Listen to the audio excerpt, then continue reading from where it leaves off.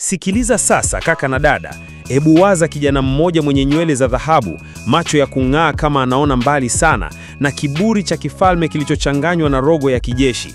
Huyo si mwingine bali ni Alexander the Great, mtu ambaye aliwahi kusema, nitachukua dunia yote kisha nitaamua kama nina muda wa kupumzika. Alexander alizaliwa mwaka 356 kabla ya Kristo kule Makedonia, huko Ugiriki. Baba yake alikuwa mfalme Philip wa pili, mtu aliyekuwa na ndoto za kuunganisha Ugiriki. Lakini kabla hajakamilisha hiyo kazi, alipigwa na mkuki kama chapati inavyopigwa na kijiko. Game over. Sasa, kijana wake Alexander, akiwa na miaka 20 tu, alijikuta kwenye kiti cha kifalme, na hapo ndipo mchezo ukaanza. Alexander hakuwa mfalme wa kukaa tu na kula zabibu. Hapana. Huyu jamaa alikuwa na ndoto kubwa kuliko kitanda cha malkia. Alichukua jeshi lake na kusema, twende tukatembelee dunia, lakini kwa staili ya kuimiliki. Na kweli, alianza kutembea huku akivunja falme kama biskuti ya chai. Alianza na Uajemi. Aliwaambia Wapersia, nimekuja kuomba ruhusa ya kutawala, au sivyo nitajichukulia. Na kweli, aliwashinda mfalme Darius bila hata kuangusha maji ya uso. Halafu akazidi mbele, akaenda Misri. Wamisri walipomuona walimsalimia kama farao mpya.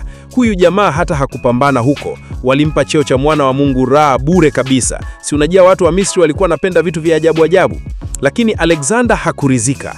Alipanda hadi India. Ndiyo, alipita jangwa, milima, mito na nyoka wenye roho mbaya. Akasafiri hadi kwenye ardhi ya tembo wakubwa na mapigano ya mitindo ya kungfu. Pale India, alikutana na mfalme Porus, jamaa mrefu kama mnara wa mnazi. Wakapigana kisabuni cha Menengai. Alexander alishinda, lakini hakumtoa Porus roho. Badala yake alimwambia, toka leo wewe ni mfalme wangu mdogo. Umeshinda heshima yangu. Kiongozi mwenye roho ya kiungwana, lakini pia mdomo wa kujiamini kuliko muuza dawa za kienyeji. Lakini sasa, si kila mtu alikuwa na stamina ya kijeshi kama yeye. Askari wake walianza kumlalamikia, kiongozi, tumekaa miaka 7 bila hata weekend moja. Tunataka kurudi nyumbani tukapate ugali na familia.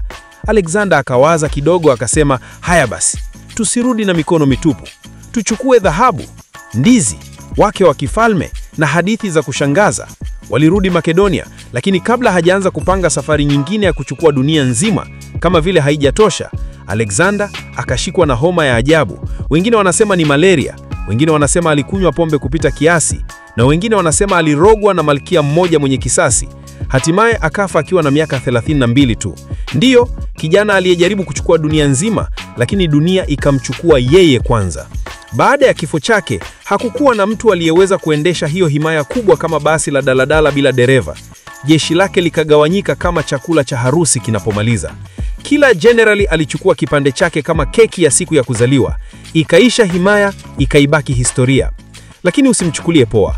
Huyu Alexander, kwa miaka michache tu, aliandika jina lake kwenye ramani ya dunia kwa wino wa damu, ushindi na ujasiri.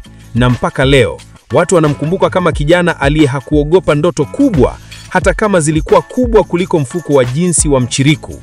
Hii ndio historia ya Alexander the Great, kijana wa ajabu aliyechukua dunia kwa mikono miwili, akaiinamisha kama mchele kwenye unguu, na akaacha dunia ikimkumbuka kwa jina, sio kwa